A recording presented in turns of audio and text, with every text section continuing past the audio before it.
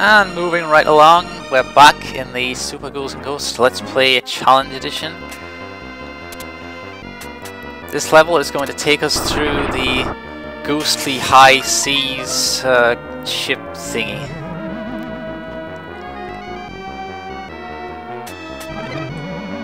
Last time I was talking about how the treasure chests always follow the same order of items that come out of them. You'll most often notice this when you've just been hit, because in that case I think the first treasure chest after you get hit is almost always going to be a magician or a wizard or a jester or whatever you want to call that guy. Jeez, there's a lot of weapons dropping around here.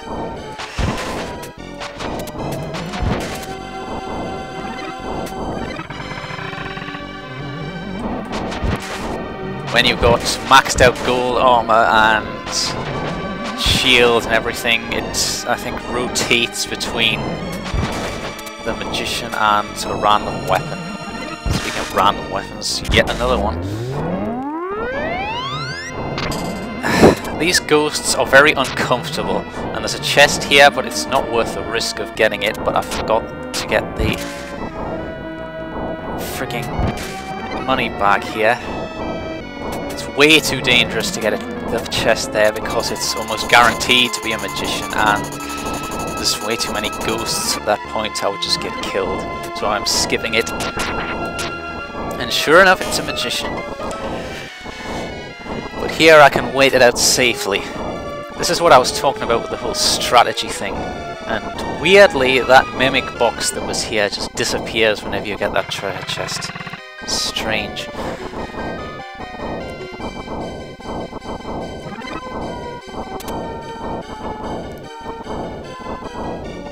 These scythe swinging axe things are apparently possessed, however that works. The mimic boxes, you can only kill them when the head is sticking out. If you don't kill it straight away, it'll fire its head at you somehow. You can kill it, but it won't get rid of the box itself. So, we're back to our ordinary metal armor, which has no special characteristics. At this part you can either jump over the axe thingy or just go down here. It's safer to do it this way. However, it also triggers another box up here which I'll have to go back for, which is kind of dangerous. I should probably... well, if I'd thought about it, it would probably not have been a particularly safe thing to do. Crap.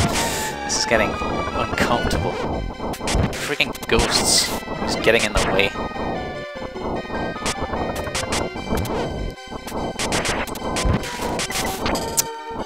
The knife is like the rapid fire weapon that everyone likes. The problem is it's the weakest weapon in the game, which is why I got taken off guard there. And look, it's a magician again. See what I mean about it being practically every time you lose your armor? Sometimes you're very lucky and you're in the right place in the order of items. You can sometimes get a metal armor out of it, but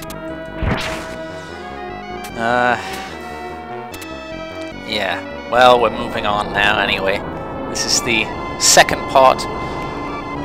Probably no one's keeping track of the timer at the upper right, but whenever you reach a checkpoint it resets to 5 minutes, so you can always tell.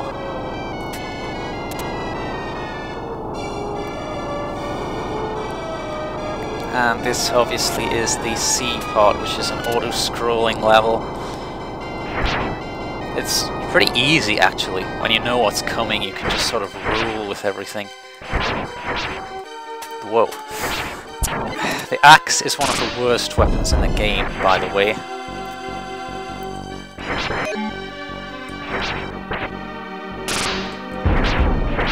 There's also a treasure box here, but it's very difficult to get if you're unlucky. Why did I... Okay, I shouldn't have been hit by that, but whatever. So whatever was in that box I'll have lost, and jeez. I'm getting sloppy for some reason. Oh well. Personally, I blame the axe. I mean, just look at it. Trying to hit something with that is just... And this is the more useful version. When you've got the powered up version with the magic armor, it gets even worse. This is basically the weapon I was talking about when I said that almost all of the weapons are better when upgraded. This one isn't, but I've got rid of it for now, so that's all good. I was about to say that when an item, when an enemy appears with a pot on it that drops an item, I'm not required to kill that for my challenge. It's only if I do kill it and the item appears that I have to pick it up. Because otherwise it would just kind of get a little too much. Sometimes it's really hard to hit enemies.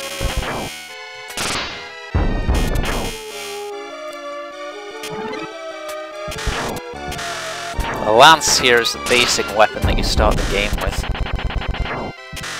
People tend to say it's one of the others that is worse when upgraded because you can only fire one at a time instead of two.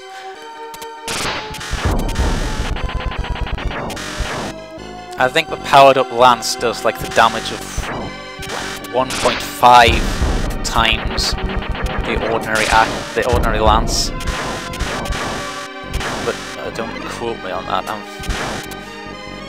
I don't know any of the special details, I'm just going on what it feels like to play. Those fish enemy things are not very effective. The only neat thing about them is you can see them in the background before they actually appear in the foreground. Like there. Whoa.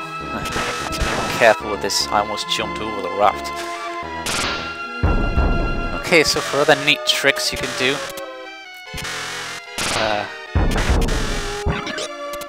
notice how the lance is sort of blue here. If you double jump, it sort of flashes red and blue. That, when it's flashing like that, which you have to do at the top of a double jump, makes Arthur do a somersault.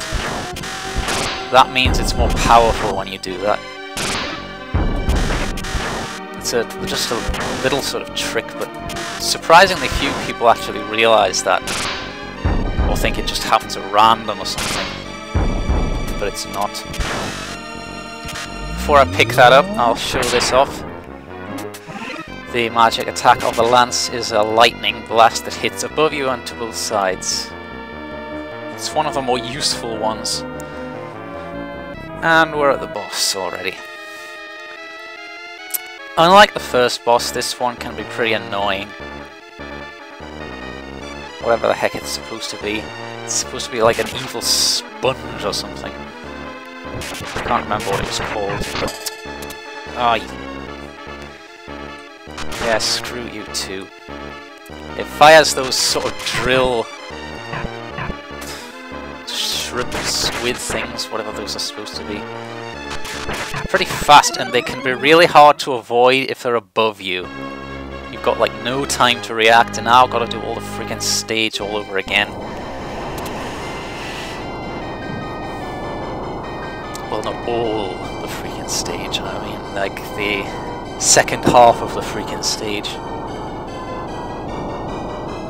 Like 2-2 you'd call it, I guess. Jeez.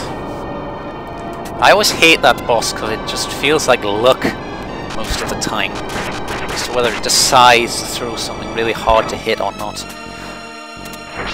And I've got this, the crummy axe again. Wonderful. See, jeez, what was that? Once again, you can only throw one of these at a time, which means I miss my powered up armor, but as I've said, this thing sucks with armor because it has this really weird pattern where it goes straight up in front of you, then down again and forward. So if you've got an enemy right in your face and you throw the powered up axe, it's just going to go right over the guy. You, meanwhile, are going to get hit right in the face because your stupid weapon literally can't hit.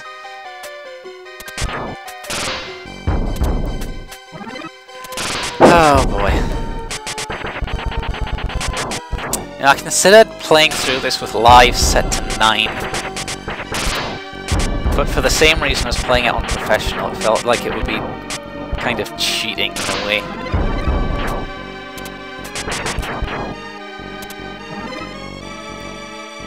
Mainly, the only reason I wanted to do that was so that my score would carry over through the whole game. Because despite how hard this game is considered to be,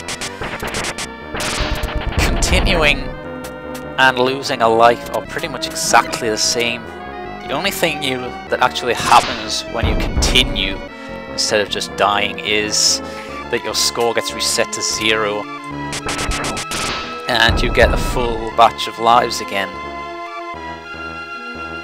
You get so many continues through this game that you're pretty much in no danger of running out of them, even if you're the worst player ever. It's based on your score, but it's ridiculously generous. I probably have like 15 continues right now without any exaggeration. Well, who knows? Maybe I'll be able to stop sucking long enough to actually not die all the time. Wishful thinking, huh? That's the point, though, of the challenge, I mean, because if I was just using the best weapons, then I would pretty much never die ever. I mean, I've gone through an entire game without losing a life, a single life, several times. And now I've got to fight the box with the crappy axe. This is going to be fun. I mean, I shouldn't have lost last time. It's just he fired that attack when he wasn't supposed to. Normally he always charges forward before throwing things like this. It's probably going to take a long time to kill him with this thing, which means I'm going to get hit. What am I supposed to do? Even if I jump, that would still hit me.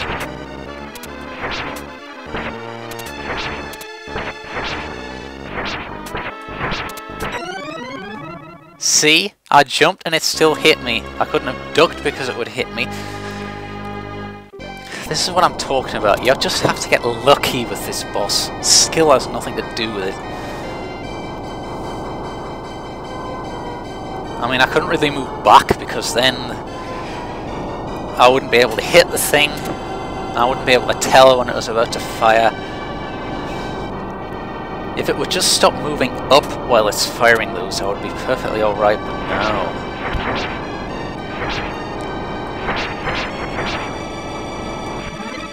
I'm really not doing my whole skilled player of this game thing very well here. It'll be better with some of the other bosses where skill actually matters. And I missed the armor again. Fantastic. The problem with this level being auto-scrolling and there not being any... There's really no landmarks at that point in the level, so it's really hard to tell where that second box appears from. Will you stop giving me the freaking axe already? It's useless. If you could just throw more than once, then it might be redeemable, but as it is, it's just completely useless. There's only one weapon that's even potentially worse than this thing, and I seem to recall still having better luck with that. No, now come on, seriously. I did not press the forward button there. This is turning into my first attempt at recording this. Just playing the first stage and I was just dying continuously for really stupid reasons.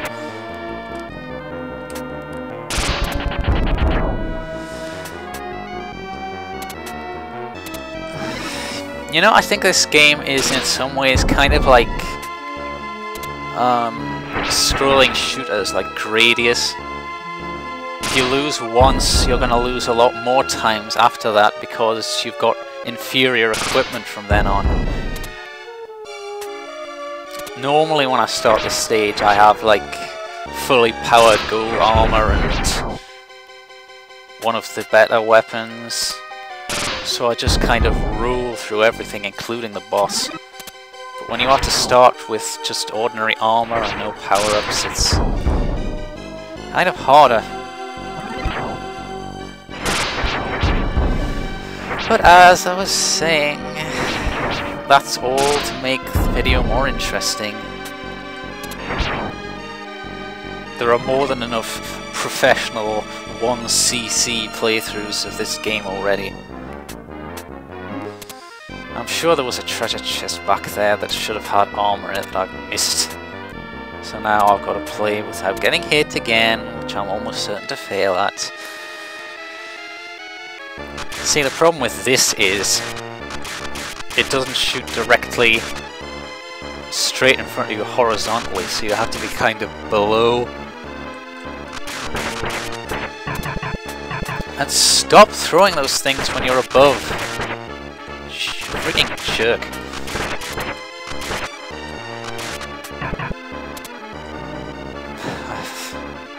Okay, I'm gonna try and play it safe here, because you're probably getting bored of seeing me watch through this level the whole time.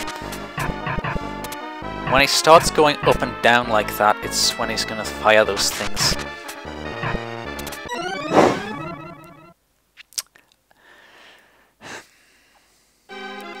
Ah boy, game over. As you see, I've got 7 credits. And I'm only this early in the game, so as you can see, it's pretty insignificant, really. I don't know, I'd just like to see what my score is going to be after everything is said and done and all that. Oh, but score really matters for absolutely nothing in this game. It gives you extra lives and that's it. There isn't even a high score table. Heck, there isn't even a 2-player mode to like compare things. And that's the one thing that I feel is really missing in this game compared to the earlier games in the series. Because Ghouls and Ghosts, the game immediately before this one, had a 2-player sequential mode. I don't know if that's the best word for it, but it's when like player 1 takes a turn and plays until losing a life, and then player 2 takes a turn. The game probably wouldn't work well in a simultaneous 2-player. Will you stop giving me that freaking thing? I mean, look at it! Look at it!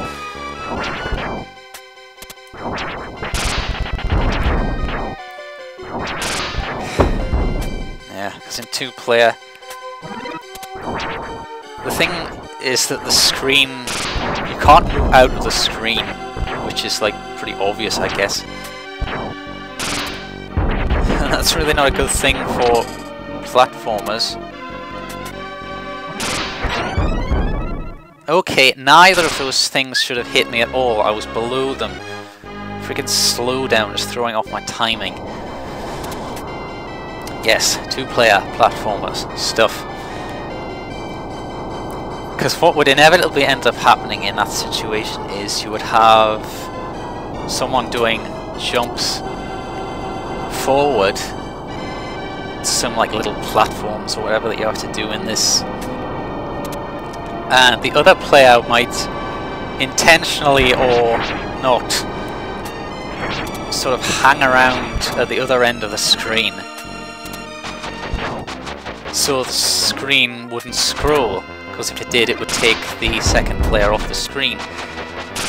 And so the first player can't jump off the screen, meaning he can't jump onto the platform.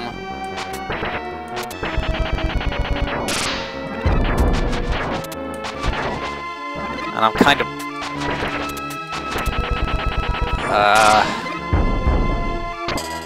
yeah, I'm gonna go ahead and suicide here, because without thinking I didn't even try to get that box there, and that's kind of breaking my condition, so I have to nullify that run. Too focused on my own well-being, which is normally a good thing, but not when you're trying to do a challenge.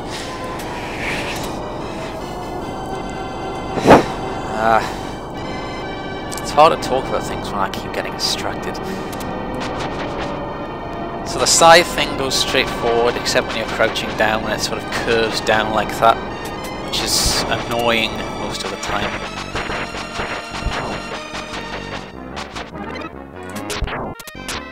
Although it can be useful too, because on stages where there's actually a floor, it will actually run along the floor, going uphill as well as down, and freaking... Why is it so hard to get that thing? Well, I tried to get it this time, and that's the best I can do. That still counts as fulfilling my condition.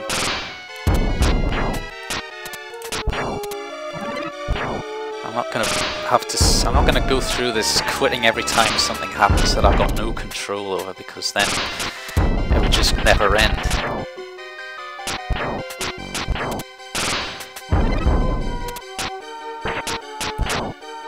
But yeah, there should have been a two-player mode of some kind in this.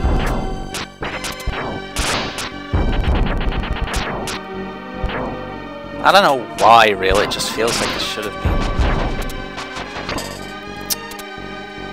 Freaking thing is too slow. All this stuff is why in everyone else's LPs they only use the same weapons, because the other ones just aren't as good. However, I've taken it upon myself to showcase them in actual gameplay anyway, so I can't really complain about this stuff. It just makes me feel kind of dumb, saying, oh boy, I've played this game so many times, I know it inside out, and can get through without losing a life and all that stuff. Well, it sure doesn't look like it.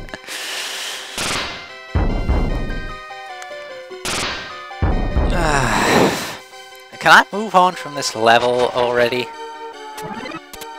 I don't even like this stage that much.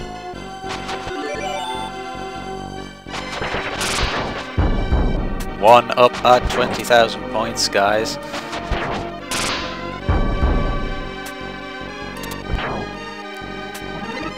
So yeah, I'm kind of running out of things to talk about here. It's been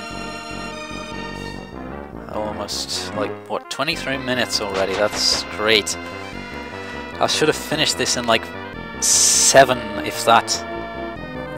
Now I've got to fight the boss again with a crappy weapon and no armor. Gee, I wonder what will happen.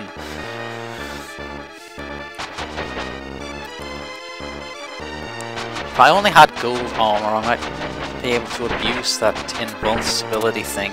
Whenever you cast magic with gold armor, you're invincible while it's sort of coming out.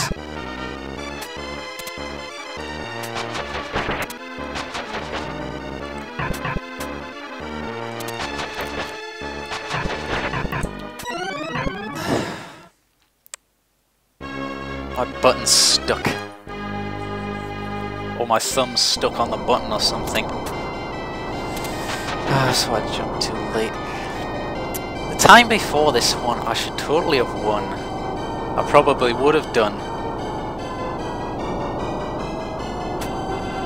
What happened with that one, that you've probably forgotten by now anyway, is that I single jumped to avoid it. And I would have been safe if I double jumped.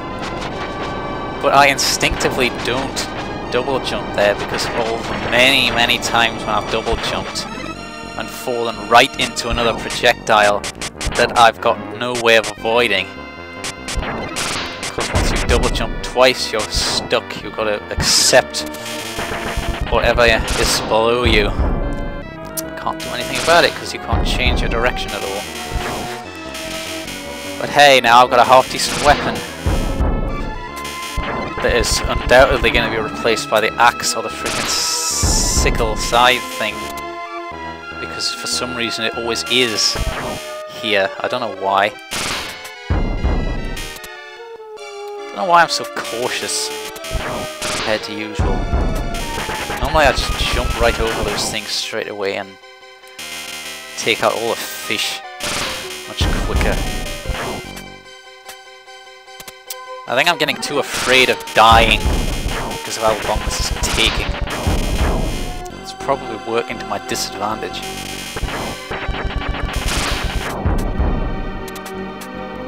But come on, if I can just not screw up long enough to get to that other treasure chest and actually have it appear, because sometimes it likes to not appear, then I'll have gold armor and maybe I'll actually have a shot at killing that freaking sponge thing, which by the way is apparently female,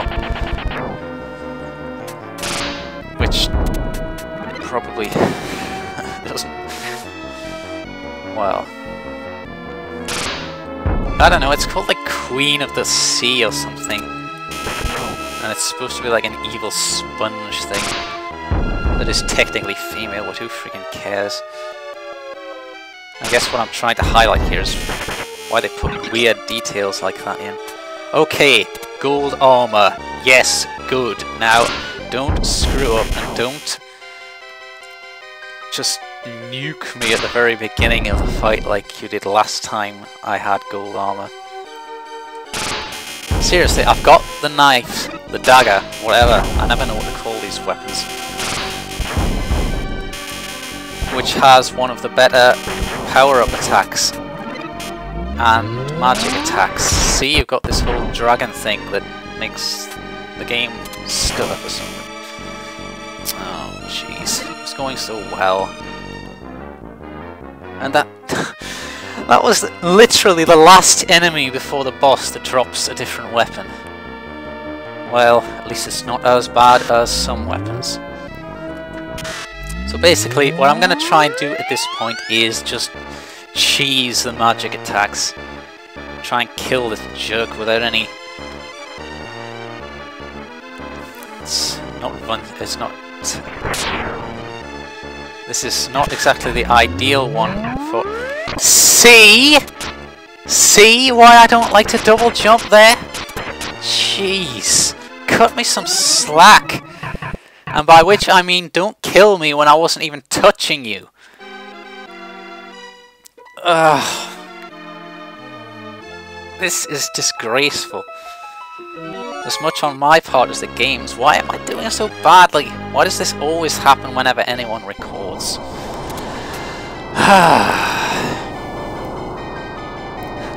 I really hope that my commentary isn't sounding too bad here, because I'm kind of getting a bit loud. But seriously, can you really blame me?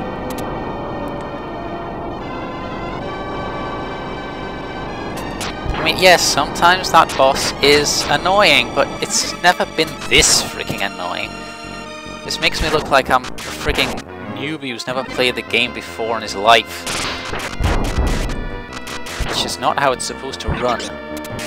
Now, if I could keep this weapon until the boss, I would probably have the best chance, because I don't actually have to be lined right up to be able to hit the thing. But that's the thing. There's so many of those fish-carrying pots that the chance of being able to keep the same weapon until then is pretty low. See, there's a lance already. Which, wait, what? I can't pick it up. Well, thanks, I guess, that helps me.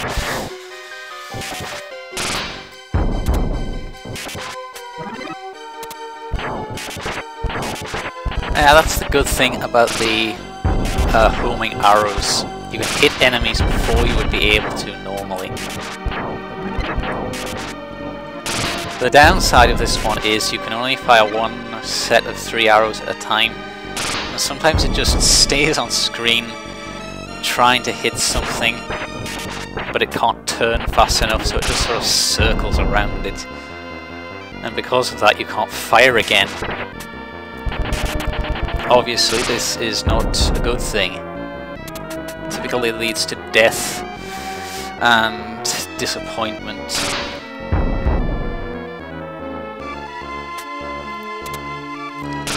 Okay, it's here that that ornery chest appears.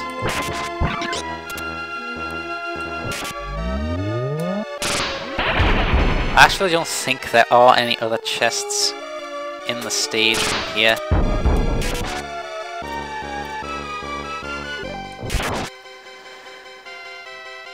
Then again, there might be. The funny thing about the whole you have to go over a certain place to trigger chests thing is that there are some that just don't ever seem to want to appear no matter what. I don't know if it's intentional or what, but it seems like the only way you can get those is using the bow magic.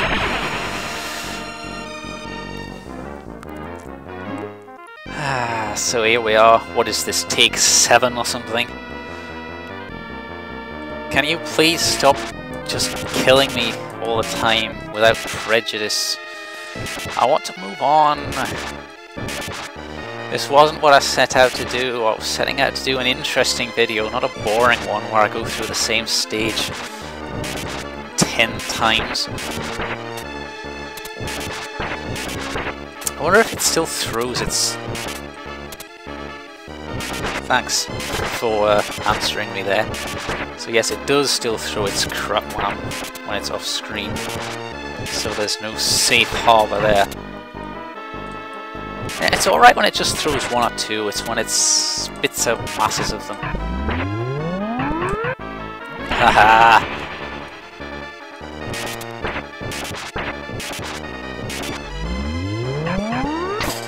What the heck? Okay, so that thing just hit my shield and broke it. Holy crap, it's actually died. I'm astonished. And when you kill the boss, the sea suddenly calms down. You know, I never actually noticed before that the game timer actually stops when you kill the boss. That's pretty neat. Some games wouldn't actually do that. Yes, it's strange how I've never noticed that before, but whatever. This video is finally over. And the next one is on the verge of happening. This is the lava cave thingy, which I'll be playing next time. So yeah, hopefully this really long video has not bored you too much, that you'll actually watch the next one. Which I'm just going to go ahead and keep making because somehow I'm actually having fun. Yep, I guess I need my head examined.